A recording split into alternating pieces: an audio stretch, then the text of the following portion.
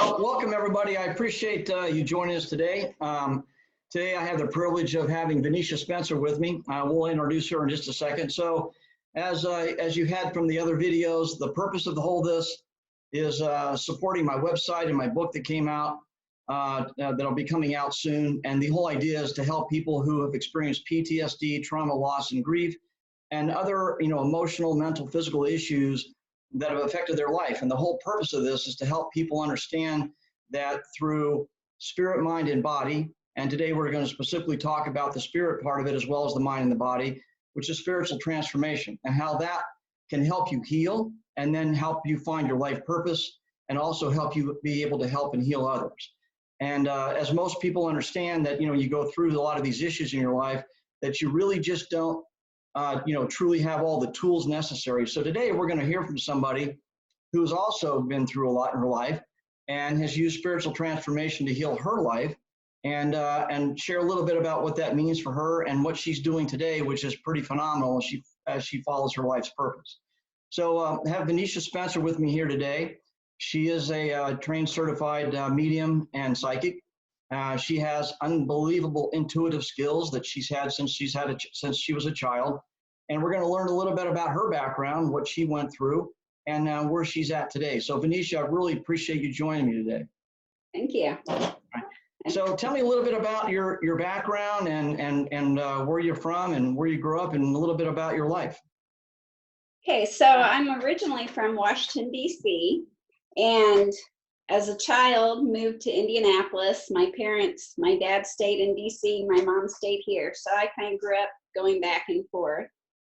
And I've always been very involved in the church up until, a couple years ago. I had worked at a large church here in town.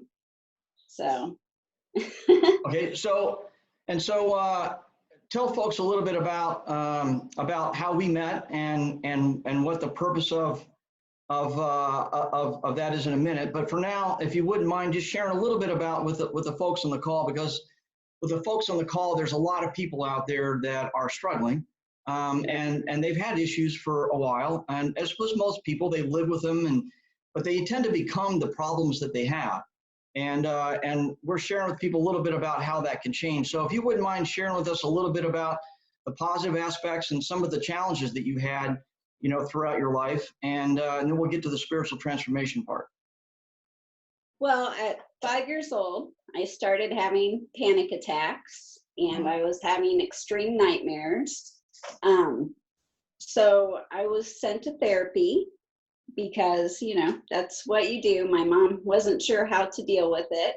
Right. They unfortunately, therapy did not help a lot.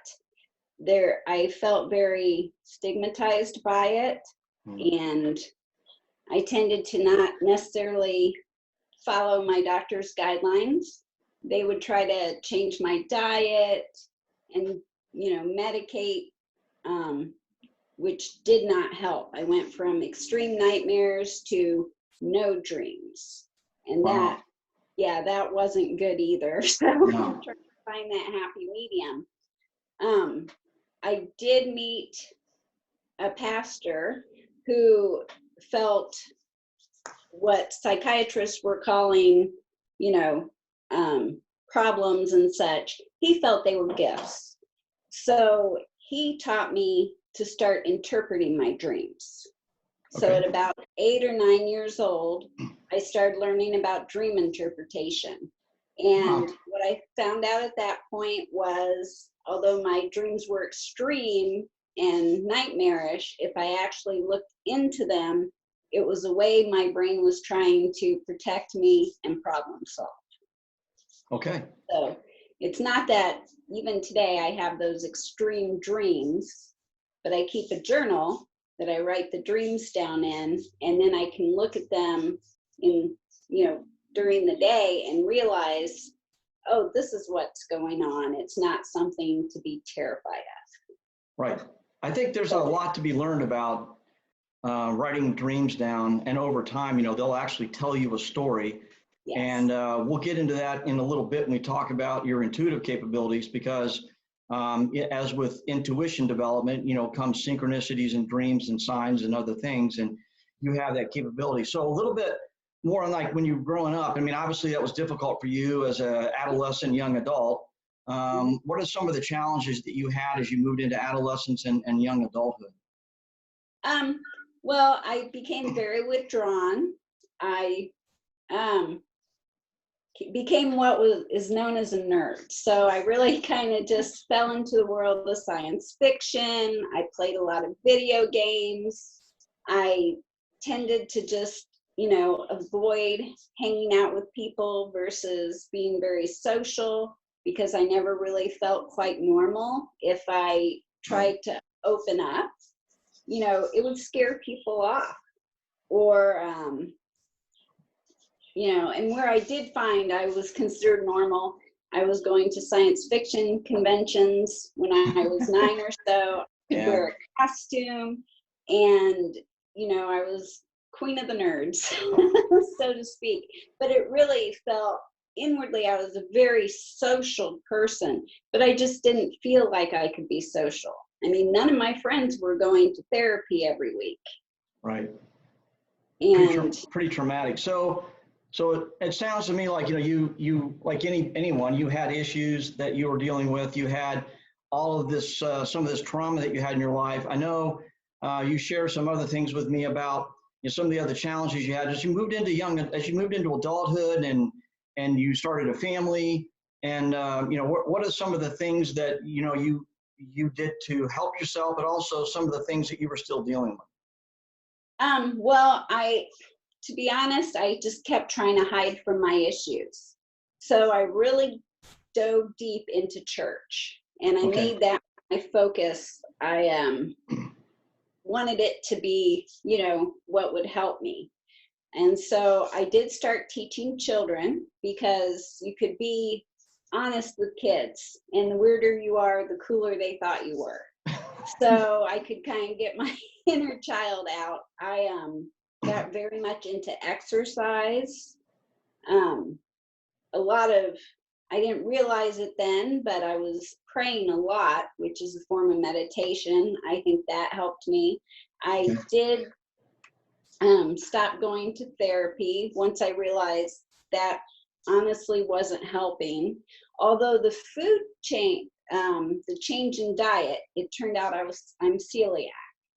So quitting gluten, getting a healthier diet, that helped a lot. Right. But yeah, I actually had a therapist, and this was, unfortunately, my gallbladder was going, and doctors were saying, you need a psychiatrist, it's not your health. And I went to my psychiatrist, and he goes, I don't take out gallbladders. So he said, you're not, crazy. You're totally sane. You don't need to be here anymore. So that was when I kind of pulled back from therapy. I found a doctor who removed my gallbladder. But that was one of the problems. They would look at my history growing up, because I had multiple panic attacks to where I had ended up in the hospital, and they would do all the tests and you're fine and send you home. And a month later, I'd have another panic attack that would send me back to the hospital. And yeah, and unfortunately, that's why with the therapist, the medication in some ways made that worse. It did not help it at all. Right. And so when I was hospitalized for my gallbladder, that's when they pulled me off all antidepressants, got my diet right, because they confirmed celiac. So that helped a lot. And I have noticed even with my nightmares, there are food triggers. Yes, there are. Yes. But I do enjoy dreaming. So even though they get very intense. And I did learn to lucid dream, which helped a lot too. So describe to the folks on the call then, like what a lucid dream is, because I know some people have a misunderstanding about that. And if you're able to explain it, at least in terms of how you experience it. For me, it's a matter of taking control of your dream. So what my I had a very good therapist when I was 16, and he taught me, he had me put a ponytail holder around my wrist. And then I kept an alarm, and every, 30 minutes, I would pull the ponytail holder. And when I fell asleep in my dream, I would hear the alarm and I'd look and there'd be no ponytail holder. And that's when I knew I was in a dream, and I was able to change the direction of the dream to take control of it, so I didn't feel powerless. Wow. And now it's, I can just tell myself, oh, this is a dream. I mean, it didn't really take long to train myself that way. And there's definite key points. When I'm asleep, I can't read words. So if I can't read a text or a letter in a dream, I know I'm dreaming. So it was a matter of just training my mind to find those cues. So I knew I was in this dream. But it was very empowering to be able to, even I would still have the nightmare, but I was in control of it. So I lose the sense of fear. Wow. So I've had other people describe lucid dreams to me. I've only had a couple, but it sounds to me like you've almost mastered that. And I think that's impressive of how far you've come. I know what you've described to me is on the spirit, mind, body spectrum. You described the mind and the body. You did meditation and prayer. You did some journaling. You did, you did the therapy with the psychologist. And then you worked on other pieces of the mind part. You also worked on the body part, which is the diet, and changing that and understanding who you are. And I know your body changes over time, and you sort of learn how that affected you. The one piece of this that you were sort of locked in on, that you're sort of getting to the faith part of it or the spiritual part of it. But as you and I have both learned, as we'll describe in a minute how I met you, is that the faith, the religious type faith and the spirituality part of faith are two sometimes very different. And as you have gotten into the spirit part of that, is healing yourself spiritually, I think that's the piece that we'll focus on for the call, because I want people to understand through spirituality and spiritual transformation, which seems nothing more than just understanding who you are and why you're here and what your purpose is, and understanding a lot about your connection to God and all those pieces that people don't feel comfortable talking about, that can actually help you heal. And now you are actually a healer and you're helping other people. So, Venetia and I met, just to let folks know on the call, when I was done with my spiritual transformation studies, I actually wanted to do experiential learning. So I went to a local church, a spiritualist church, who was being taught by a coach and a mentor who's been a good friend of mine now and is a good friend of Venetia's, who taught intuitive development and taught you how to develop your natural born intuition. And that's how I met Venetia. And I knew right away when I first met her that she was an extremely talented and gifted person who had a heightened sense of intuition more than most people.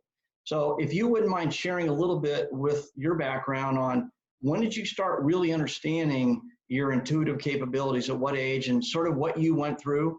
And folks, that's her cat. So we're adding a family event here tonight. Let's start the cat, right? Yes. Start the cat. That's okay. Let the cat do its thing. So describe a little bit about, what you experienced as a child and through adolescent and adulthood.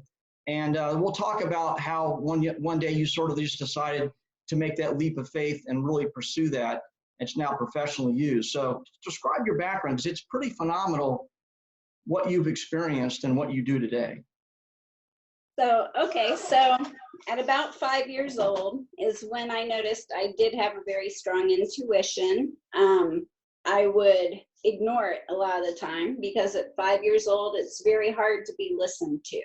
Yeah. And ultimately, we found out that was a lot of my panic and anxiety was because I wasn't doing what I was meant to do.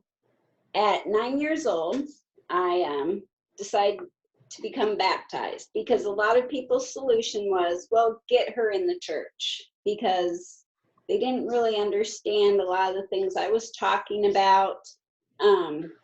That would be considered psychic or, mediumship. So at 9 years old, I decided to be baptized. And when I went underwater, lightning hit the steeple of the church and actually caught people on fire. And they pulled me up. And afterwards, I remember everyone saying, oh, God was happy to get you and things. But the pastor I talked to, he said, this was kind of a sign that you're to stay within the church. And I took it very literally, but he explained to me that a lot of these gifts I had that people were thinking I was weird for were actually biblical.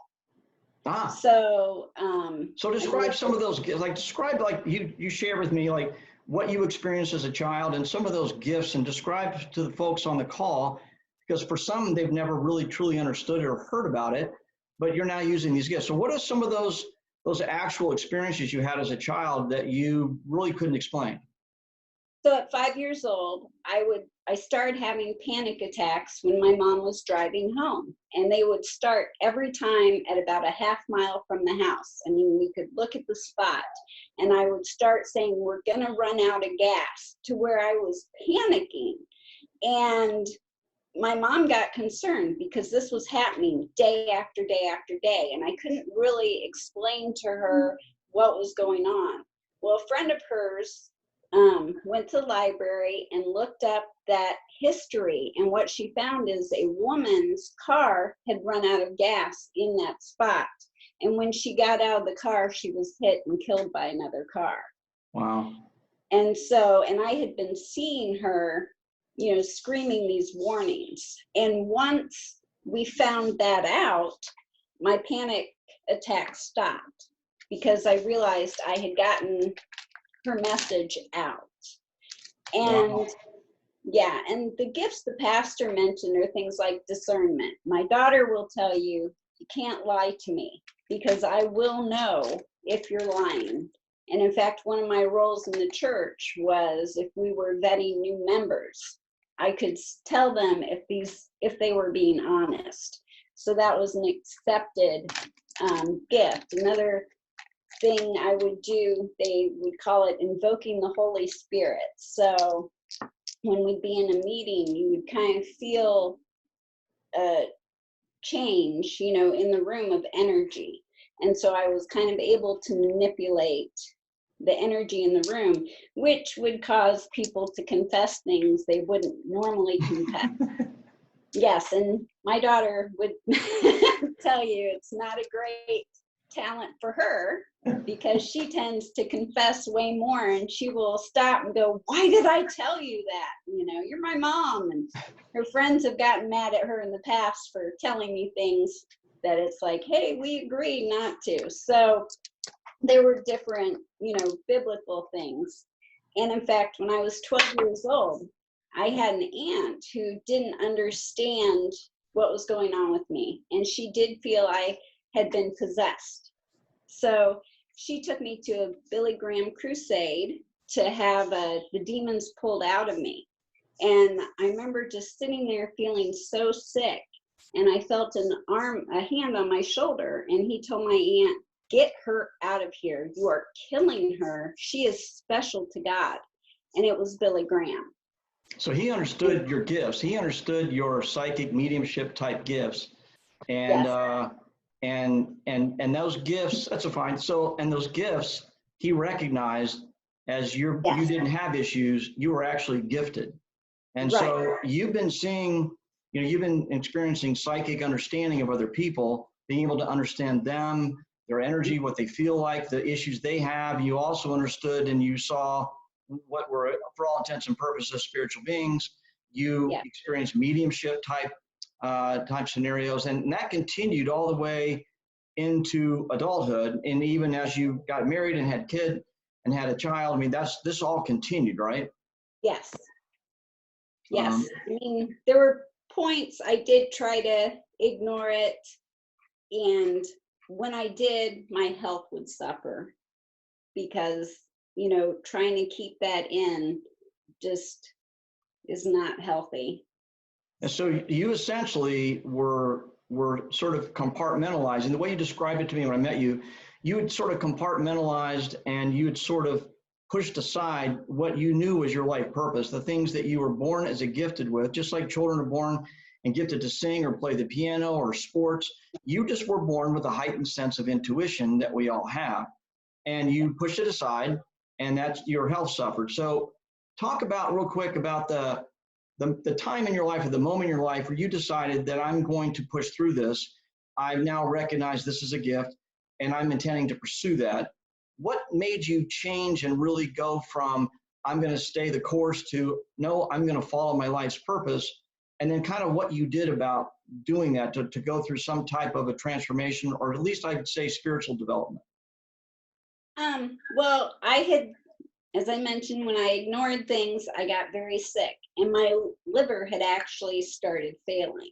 So my insurance company put me on hospice because they didn't, I was yellow.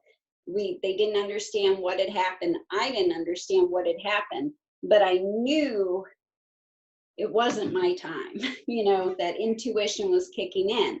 And I ended up going to a naturopath. And the first thing he said to me was, you have gifts you are ignoring and you're just not protecting yourself. So he had me go actually to a new age store and get some protective stones and, start meditating, and just gave me a list, and he gave me a mantra to say every day, an affirmation, basically. Okay. And within 2 weeks, my liver numbers were up. I was taken off of hospice. And I mean, it was such a real confirmation. Right. And at that point, I knew I had to change my life, but it took probably a year or two before, our church actually had a new pastor come in, and his first words to me were, I got a note about you having these gifts, but I don't believe any of it. I'm from Kansas. He said, so you'll have to prove everything to me. And at that point, that's when I knew, wow, I cannot work with this guy. Right. And so I left the church, and about 6 months, I visited other churches, but nothing really meshed. And then I went to the spiritualist church I met you at. And as soon as I walked in, I knew that was the place. And I was talking to our senior pastor. Now, she wasn't then, and I told her some of the things I had done for the old church. And, very scared she was going to say, well, you're really weird, but instead she goes, you're what we call a healer. Yes. And that's when I knew. And I started at that point pursuing mediumship classes. And what I found out was all, the things I had been doing and trying to hide at a lot of points in my life is mediumship. Yes, you are a natural born intuitive. You're a natural born medium. So how long interesting, because I studied for about 2 years, and then I took about a 3-month sabbatical, and then I got an overwhelming, compelling need to start experientially learning the things that I'd studied, which 3 years ago, I thought was a bunch of hoo-ha. I mean, I was that guy. I didn't feel weird about it. I just thought, no, I just didn't understand it. And I just figured that was that hoo-ha stuff. And then I studied it and I realized how powerful it is and how powerful your intuition is. I got the message to go to this church on that day. I just knew that's where I needed to be. And I walk in and we got done with the church and our teacher was sitting next to me and he said, why don't you come back for a class next week? And I showed up the next week to that intuitive development class. How long had you been at the church, at that particular church, taking classes before I showed up? About a year. Okay. So when I walked in, just to let folks know, I walk in and I go to this class. I've never done any of this. I just had no clue what this was. And Venetia walks in and we sat down in class and she sits right next to me.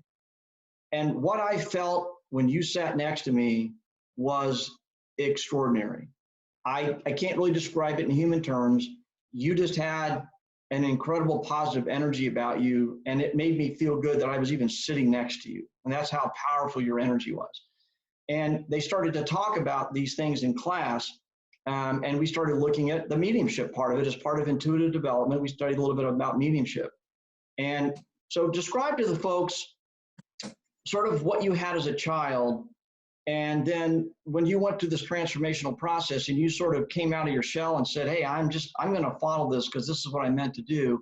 How long did it take you to develop your skills? And if you couldn't mind explaining a little bit about, as a child, you didn't quite understand it, but as an adult, you learned what mediumship was, and tell us about what mediumship is, and then sort of how you developed that particular skill set.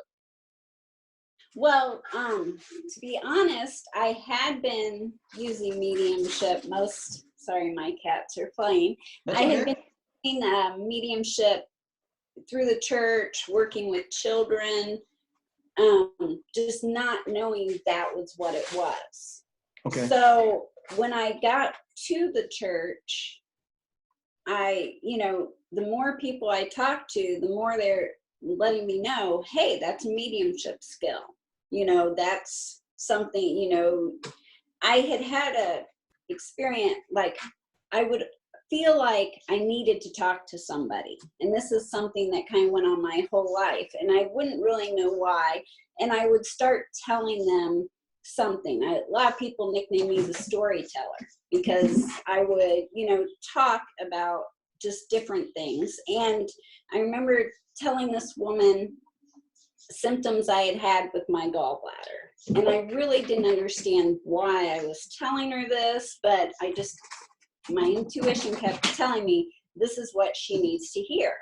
And 3 months later, she came up to me and said, I don't know if you even remember our conversation, but you told me about your gallbladder symptoms, and I didn't realize it then, but my son had been complaining about these same things. And she said, so when we went to the doctor, I mentioned, your situation to him, and they did a test on his gallbladder, and it was functioning at 5%. And he had to have the gallbladder removed. And she said at that point, you saved my son by telling me that. And you felt compelled to say that. I mean, that's something you felt I needed to do that day. Yes. And I mean, there was no real reason for it. Other than seeing her at church, I didn't know her that well. And there's been other times where things like that have happened, and I just tell them an experience I've had that ended up helping them in a way I never would have expected. So for the folks on the call that may have been just understanding this for the first time, and they may be like me, 3 years ago, I just didn't understand all this. And I didn't run away from it because I sort of felt it my whole life, but I still felt like I needed to do that to it. Describe to the folks what the difference between a psychic understanding or a psychic capabilities are, and then what mediumship capabilities are. And then we'll go into a little bit about your skills and sort of how you developed them. With psychic abilities, you are using your intuition, and for like me, I read energy. I am a Reiki master. Okay. So it's a matter of reading energy, trusting your intuition. A medium can actually kind of break through that veil into the spirit realm and communicate with spirits. Okay, so essentially for the folks on the call, psychic capabilities are using your intuition to be able to read someone's energy and be able to understand things about them that the average person who hasn't developed it wouldn't really know. And then mediumship is the ability to be that literally that conduit, that middle person that connects the people here in a human world to the spirit world. So essentially, you're able to talk and communicate and pass messages from those who have passed. Yes. And what I learned is, if you correct me if I'm wrong, I mean, essentially what we are soul energy. We're pure soul energy. We do have, we are souls living a human life right now. We have a human body, the 3D world, and it is a dense environment. But when you pass, you essentially go back into that pure form energy state that you came from. And a medium will connect from the spiritual world, someone who's passed, and they can connect the two, that they are literally just an energy state that you're connecting with and passing a message on. We'll go example of that in just a minute. For the folks that are still a little uncomfortable with this, I want you to understand that you've all heard people say mother's intuition. Yes. Everyone's used that term. Like my mom would call me in college one day and said, I don't know how I know this, but you're just not feeling well. And I wasn't feeling well. We've all heard people watch beautiful movies, romantic movies, and the bride's getting married and the grandmother comes over and goes, honey, I know you wanted your mother to be here, but you can feel her here. You know she's here with you. You know, and everybody just accepts that is the way it is.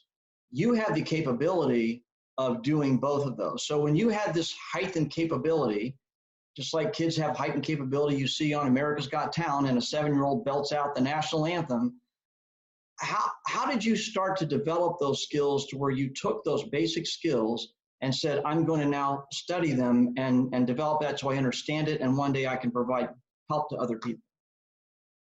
Well, like I said, I'd kind of always done it without realizing what I was doing. Right. So when I went to a mediumship development class, that was kind of key for me. I would learn different colors and numbers and symbols. And so before, I would be shown things and I didn't understand really what it was. So you kind of brush them off and you're losing a lot of the message doing that. So by learning colors, numbers, symbols to kind of work with, an example would be if I see a staircase and when I'm talking to someone, I then know that their loved one has traveled. And if I look closely at the staircase, I'll see things in the whatever they're called, Right. But it'll be shaped like if I see zebras, giraffes, and different animals like that, I know that their loved one has traveled to Africa, probably has, a great interest in that area of the world. And so that's made it so I can pick up the message very quickly. And it's just trained my mind to work in a way we understand, because they are an energy. When they're giving you something, it's very quick. So as a medium, you have to catch it and decipher it very quickly.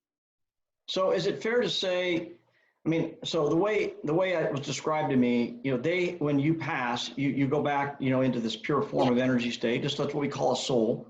Mm-hmm. Most people, have, all the religions around the world, all the major religions believe in life after death. They believe that you are a soul having a human experience and there's life after death. But when you pass, you go back into that higher energy state, and a medium raises their energy state and they meet them in the middle. The spirit lowers their energy state, the medium raises theirs, they meet in the middle, they get this language that you've developed, and each person's language is different. And that you pass the message, what you interpret, to the person that's sitting there to validate evidence that you are in fact having a conversation with a particular loved one.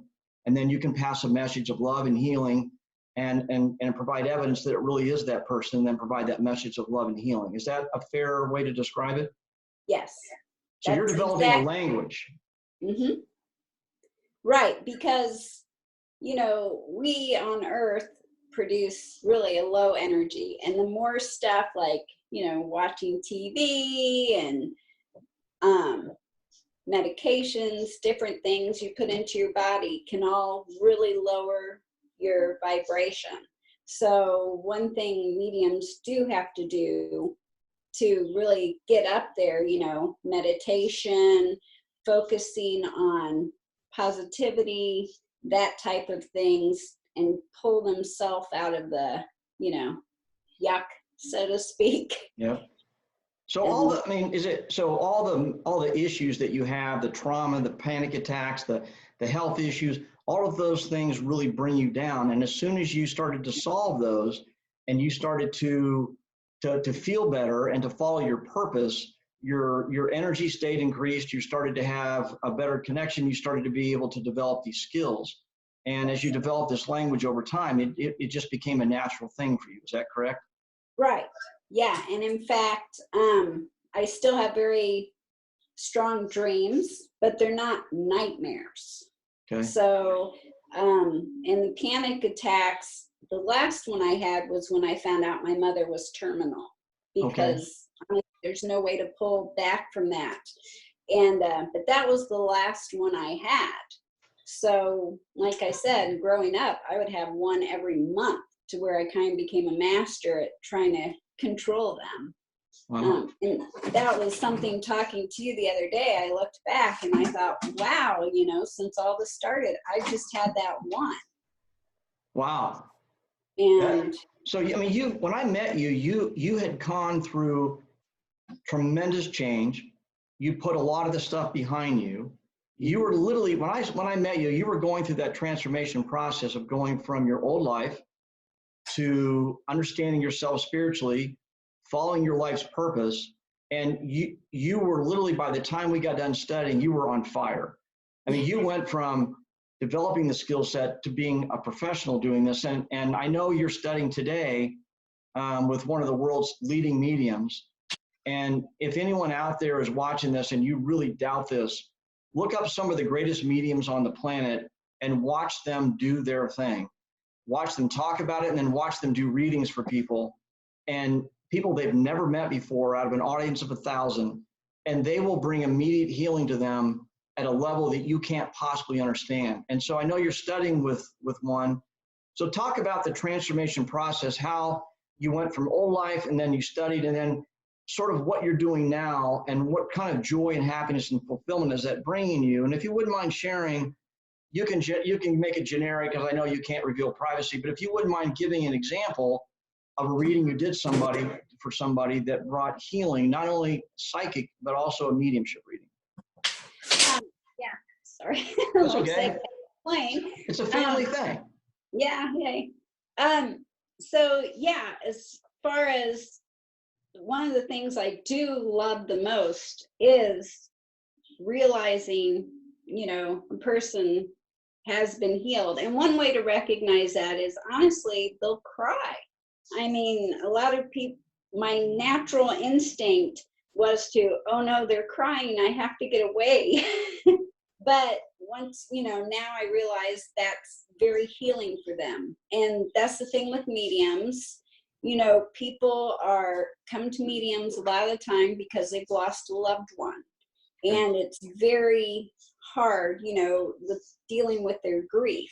And by giving evidence and showing them this person really is here, that's healing, because, you know, they can give that message of love and hope, and I'm not in pain. And Right. That's the number one question I get asked is, are they okay? And Right. I'll say, you know, they're fine, because they're back in the universe, you know, they're worried about you. Are you okay? Right. And that's where the healing really does come in. I was giving a psychic reading, and Okay. I told the woman, you know, I'm seeing, my cousin lives in Japan, and I said, and I'm seeing, you know, Japanese trees in blossom and different things, and I know it's in Tokyo, and I don't know why I'm seeing this for you. And she said, my grandmother was from Tokyo.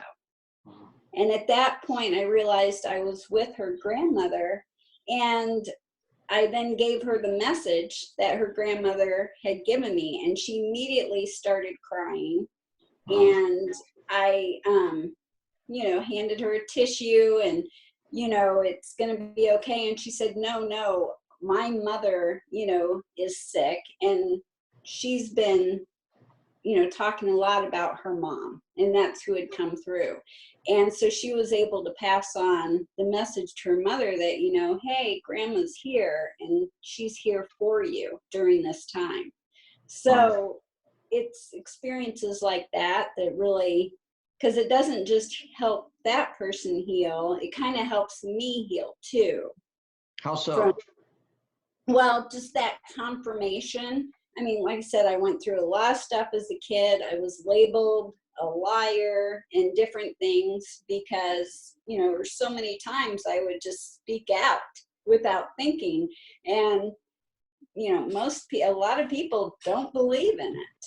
So that was very traumatic to me too. I never felt like I could speak my truth. So by hearing it is true, that's healing for me also. I'm with you. Okay.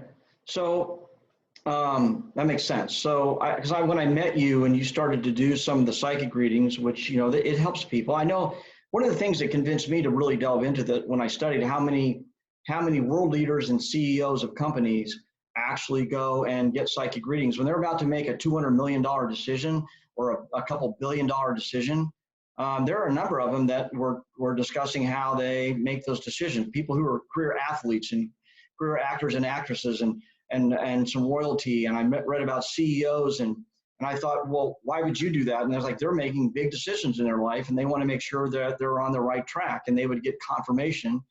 And for a mediumship reading, obviously you deliver evidence that you're speaking to the person, that, you deliver evidence like this is who they are, this is how they look, this is about the age they pass, this is what they pass from, these are their hobbies. You list all these pieces of evidence when the person says, that's definitely the person that was my loved one. And then you deliver this healing message. How long did it take you to do that? So go from your natural ability when you have been dealing with the spiritual world since you were 4 to where you were able to now take this new skill set and now become a professional medium and psychic where you actually do this for a living? It took about 1.5 years, almost 2 years. And a lot of it was just about confidence, getting Okay. the confirmation and being confident enough to stand up and Okay. So the last few things we'll talk about before we end, and tell us a little bit about now that you're fulfilling your life's purpose. Because when I met you, you went literally through that. It's just like this imaginary line that you crossed where you went from, I know I need to do this, I know I want to do this, to, oh, I'm going to do this, I need to do this. And I watched you go into this blossom. It's almost like you became a new person. You were filled with happiness and joy and fulfillment. You just were excited about it. What are some of the things what are some of the sensations or feelings and the benefits that you feel like healing other people? Describe a little bit more about what that does for you. I know you talked about it a minute ago, but what type of feelings do you get? What does that do for your sense of purpose? And talk a little bit about what fulfillment and joy you get out of that. Well, and that's just it. It's a moment of joy. When I get that confirmation from someone or knowing I help them, I just feel that moment of joy. And it's kind of hard to explain, but as far as, going through life, really most people do work towards finding joy. And that's, that moment of joy and adding up over and over. Right. Until, I just feel happy and I feel confident, and it's a confirmation, really and truly. It is just constant confirmation. No one likes to be wrong. They like to be right. And I think that's what it is. It gives that feeling of, ooh, I'm right, but it's in a good way, and it is the healing of people because it gives me a sense of accomplishment. I didn't just waste both of our times. Right. I actually was able to do something for them. And like I said, for me, then it reminds me of different things I had done in the past that had made me physically feel better. I might go back to that. One of the things psychics and mediums do is rely a lot on past experience. The trick is everyone makes mistakes, and it's whether you learn from them or not. So rather than feeling ashamed about different things that had happened, it gives it a purpose, because now I suffered through that, or that situation happened to me, but it can bring healing to someone else. And by doing that, it heals for me. Yes. It's like I always felt therapy was a waste of time, but a lot of things therapists have said, I find myself saying, in a psychic reading and stuff, and it gave that a purpose. I didn't waste my time doing that. There was a reason I did that. And when I said, no, go ahead, please. No, there's a delay. Go ahead. when I said I'm a storyteller, that's what it was, is I had, I would tell people things about my past, little stories and situations, and they would find it interesting. I was constantly told, oh, you need to just write a book about that. These little things you tell us, are fascinating. And it wasn't that I did it because I was writing a book or a story. I did it because there was something there that I was stuck on, and I needed to work through it. And in the same process, helping someone else. So, I mean, what I guess like what I hear you saying is the spirit, mind, body.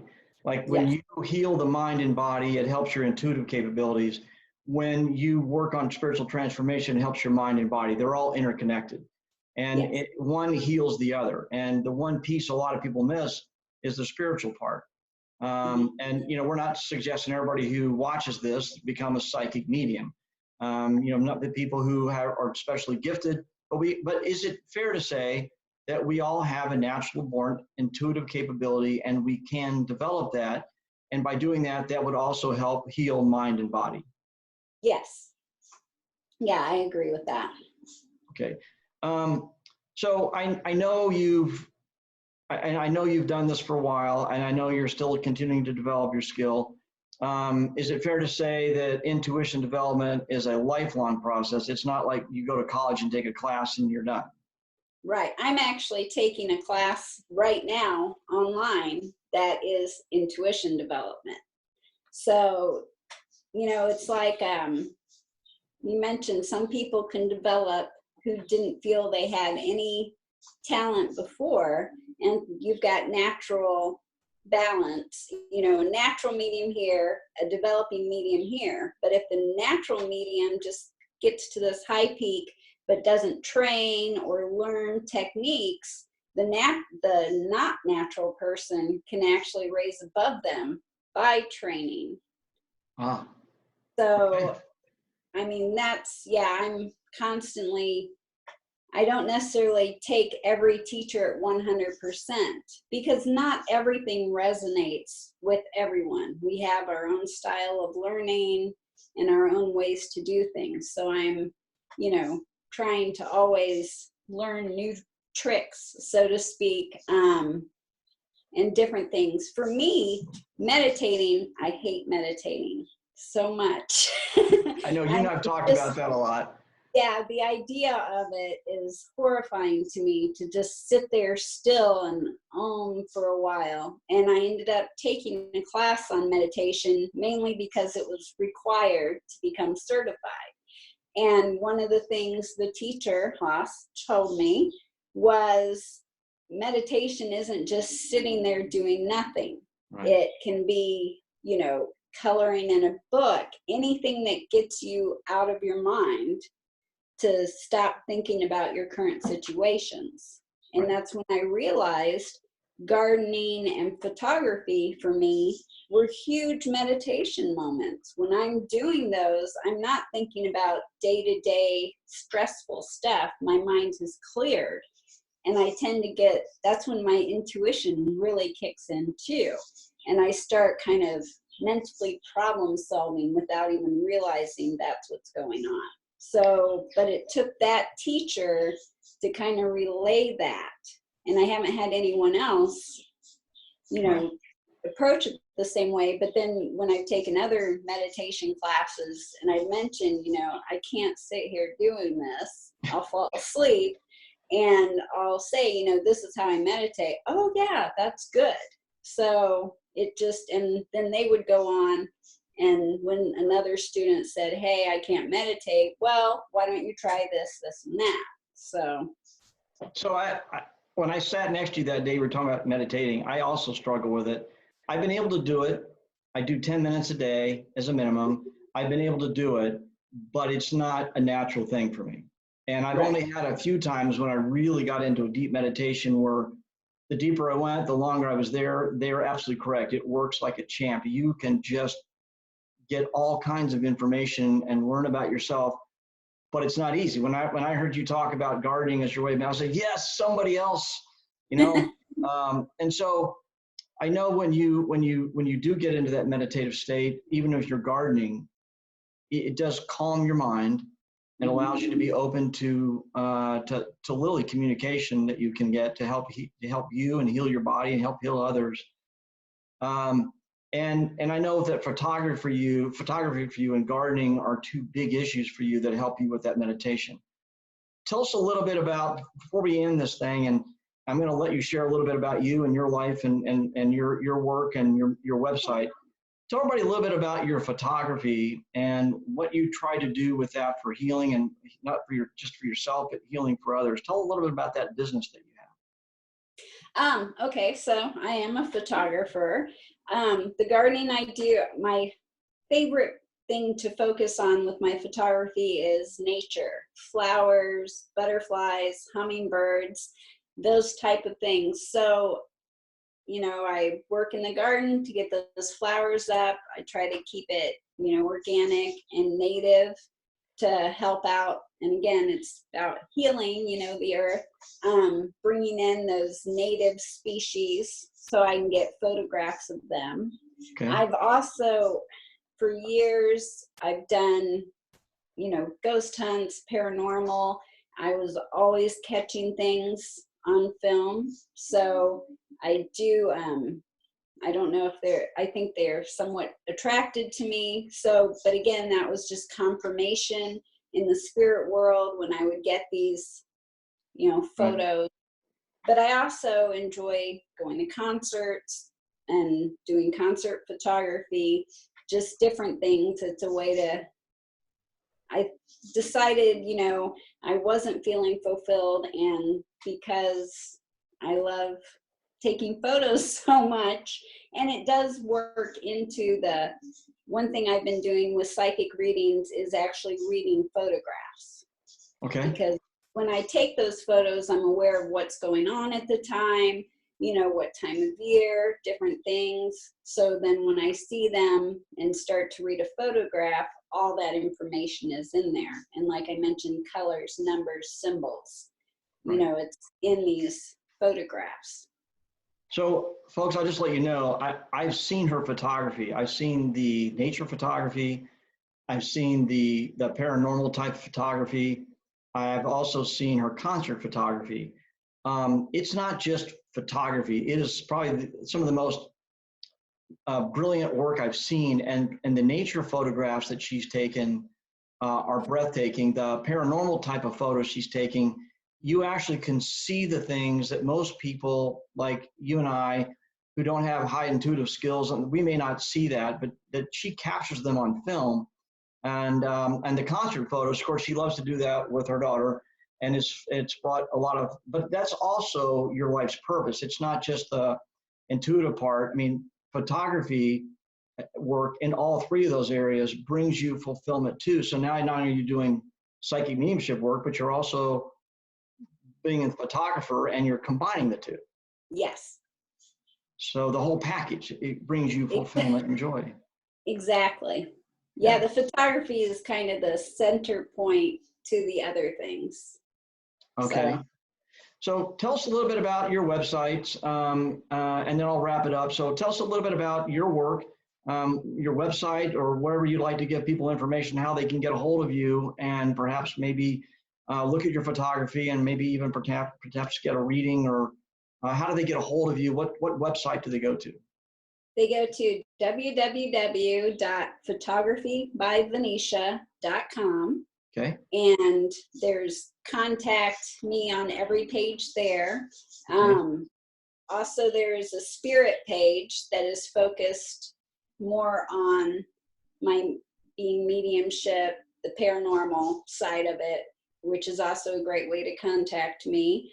And I do, have Square, I do Zoom, so I can do online readings as well as in person. I have a YouTube, Venetia Psychic Medium. Okay. And I've been kind of posting different readings and things there, just a general thing, but you can also contact me there through the comments. Okay, so just make sure the website. So go over the website again, and then if you wouldn't mind spelling for everybody, how do they spell Venetia? Okay, it's www.photographybyvenetia.com. And Venetia is basically like Venetian blinds without the N at the end. So Okay. Venetia. Okay, Venetia. Etia. Venetian. Yeah, Venetian. Venetia. Exactly. Okay. So, I mean, I would encourage everybody to go to her website and check it out. I mean, the photography will blow your mind. The paranormal stuff will absolutely just amaze you. And you can also get a hold of her for a reading. And what I think I learned by learning to do this, you don't need to physically be there. I'm actually working with somebody now and I've tried to do this, not in person, and it actually works just as well. You don't need to be, you can be clear across the world, and it's irrelevant because the readings can take place whether you're there or not. So I would encourage you to get a hold of her. And so to wrap it up, I think it's fair to say that what you share with us today is that when you are looking to heal yourself from whatever trauma you had in your life, PTSD, trauma, loss, grief, any other emotional issues you have from childhood that you carry into adulthood and we carry with us rather than dealing with it, that they can hear it through spirit, mind, body. And that trifecta, people focus on the mind and body, but you shared with us today how you focused on the spiritual part of yourself, and that helped the other two. And when you heal the other two, that helps your spiritual life.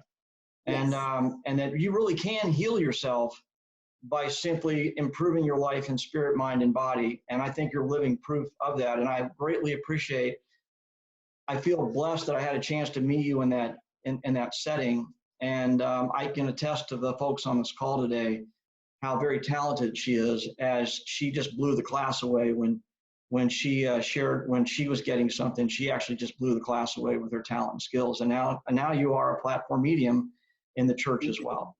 Yes. Is there anything else you'd like to share with people about getting a hold of you, or anything else about your work before we end the call? Just I mean, those two ways, like I said, just contact me through the website and I will get back with you to set up appointments. I also do freelance photography, so I am in the Indiana area, so I do pets are a big one. I am a pet communicator, so I've taken some really nice pet photos and different things, and I've been told when I photograph children, they are less twitchy in the photos. So I know that I could have used you years ago because my kids never said, I don't think we took one photo where they were actually looking at the camera. Yeah, I used to do photos at the church of the kids because I was in the children's program for different events. And there were so many parents who would then hire me to take, because they're like, it's the first time I've seen a photo of my child not blurry. So yeah, I get that. And a lot of that is just, like I said, following intuition, getting them in conversations that they understand. I mean, that's a lot of intuition. If you follow your intuition, it gives you a good way to communicate. I've had bipolar members in my family who consider me the peacemaker because I would just know the right thing to say to help calm them down when they were feeling manic and things. And a lot of it, like I said, is just following that intuition. So to wrap it up, I will reiterate that a lot of people think of intuition, as what we've talked about, the mediumship, psychic stuff. But intuition, really, if everyone were to develop their intuition, it would be, most people who develop intuition is not to become a professional medium or psychic. It's not even people who even understand what those are, but they have better relationships with their spouse and their children and their peers and their coworkers. They find jobs that benefit their life better. They follow their purpose, and life tends to fill out and your path forward with greater ease and synchronicity. Essentially, it's just helping you on your daily walk in life, but it can help you have better relationships and better jobs and have and have an easier life as you move forward because you're following your purpose and you're understanding things that you didn't understand before. Is that a fair way to say it?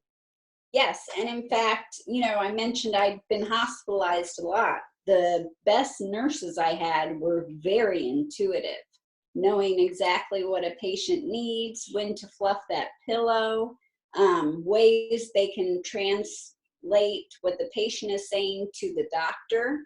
So, I mean, in that regard, yeah, in jobs and careers that you wouldn't normally think of it, intuition can be incredibly, a good salesperson has amazing intuition ability. They do. Because they know what their client needs. So I will, the last thing I'll share is I studied some folks who were real estate agents and sales professionals, and I also talked to a number of healthcare workers because I was very curious about all this when I first started. And the ones that were the most successful, the most happy, the most fulfilled, that just knew what was wrong with their patients, that really had an ability to work with them, they all had incredible intuitive skills. And the ones I talked to said that they had also been to intuitive development classes, and they became better doctors and nurses and sales. And I know two people that said by going to class together that it actually saved their marriage. And so I think that's pretty phenomenal. I appreciate you sharing all this with us. I know it's not necessarily easy to share those kind of things with people, but I think we're all greatly appreciative that you did that today, because it helps people identify with your issues as you grew up and how you overcame that. And hopefully it'll make a big difference in people's lives as well. I know meeting you made a difference in mine. So, so anyway, thanks for joining us today. I appreciate it very much. And I look forward to seeing you in a couple months when we can actually get back together again when I head back to Indianapolis. Yeah, me too. All right. You take care. Thanks for joining. All right. Thank you. Bye. Bye.